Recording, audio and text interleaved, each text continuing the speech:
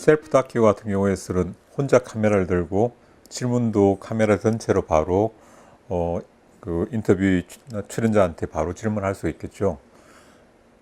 이런 경우에서는 카메라 자체가 캐릭터라고 생각을 해야 돼요.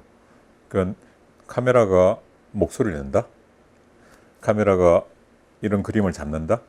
이 캐릭터가 조금 더 주관화되어 있고 조금 더 많이 개입되어 있고 그 커뮤니티 안에서 거의 어떤 포지션까지 느껴질 정도로 또 들어간다고 봐야 될 것 같거든요.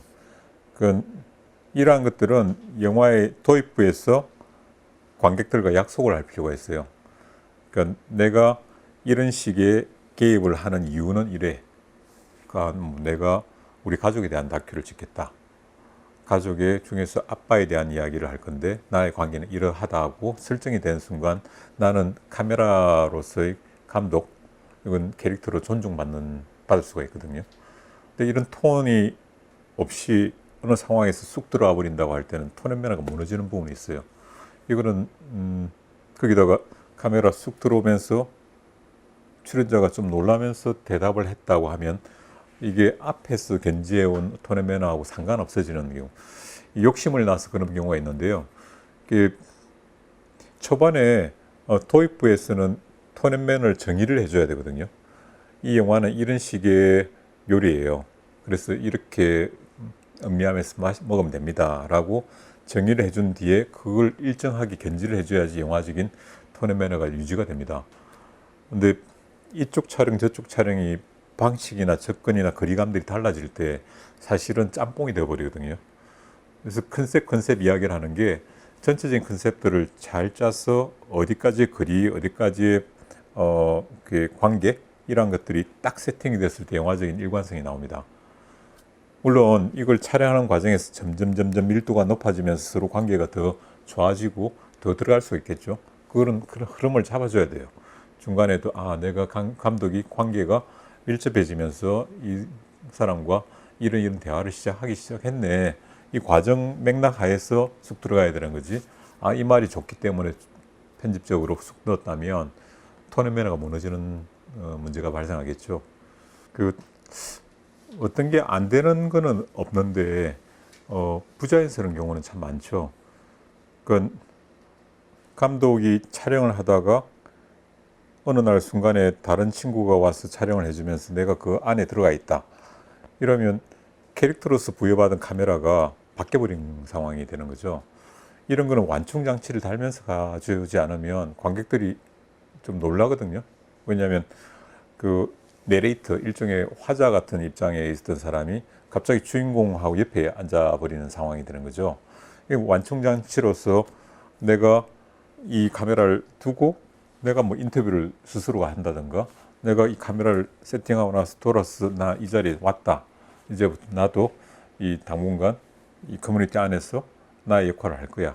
라고 다시 빠져나온다든가, 이런 게 아니라 그냥 편리해서 다른 촬영 감독이 왔기 때문에 나는 이제 안에 들어가서 내가 연출하고자 하는 방향대로 좀 연기죠, 사실은. 그런 연기 같은 걸 하면서 분위기를 만든다 한다면 톤 앤 매너가 확 무너지거든요. 그래서 이런 부분들이 좀 주의가 필요해요. 셀프 다큐가 모든 걸 허용하는 건 아니거든요.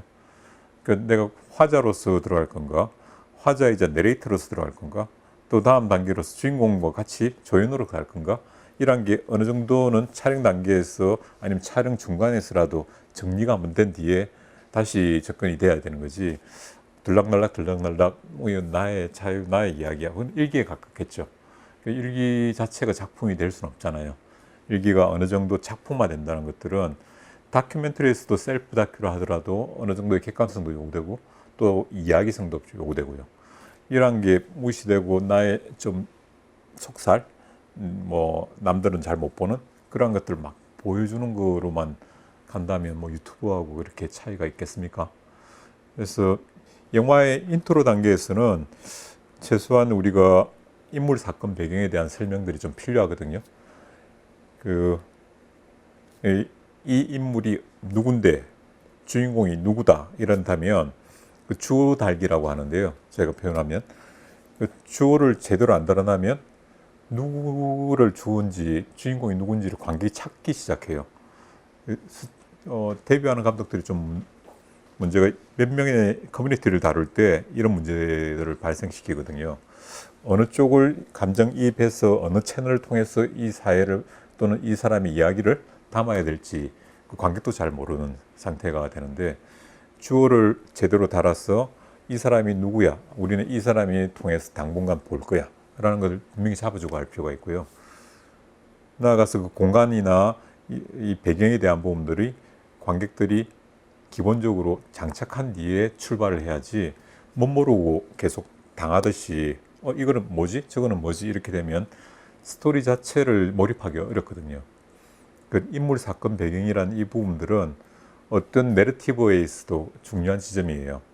이거는 오래 찍다 보면 자기 머릿속에만 있고 관객들하고는 괴리되어 있는, 그래서 이 세팅은 도입부에서 반드시 딱 잡아주고 아 이런 상황에 이런 조건에 이런 인물이구나 라고 관객들이 그 이야기적 뭐랄까 롤러코스터에 같이 탈 수 있도록 마련해 줘야 돼요. 그 다음부터 즐길 수가 있는 건데 이게 갸웃거리면서 의무시되면 이야기를 못 따라가요. 잘. 특히 다큐멘터리가 이야기인가? 이게 이야기라고 봐요. 이야기성이 없다고 한다면 우리는 뭐랄까 일종의 논문을 보듯이 아니면 팩트만 열거되어 있는 걸 보겠죠. 그게 아니라 하나의 이야기적인 흐름 하에서의 팩트가 배치되어야지 그 자연스럽게 그 이야기에서 주고자 하는 주제나 팩트들도 수용이 될 거예요. 그 이야기성 자체를 다큐멘터리 영화에서는 특히 중요하게 접근을 해야 된다고 봐요.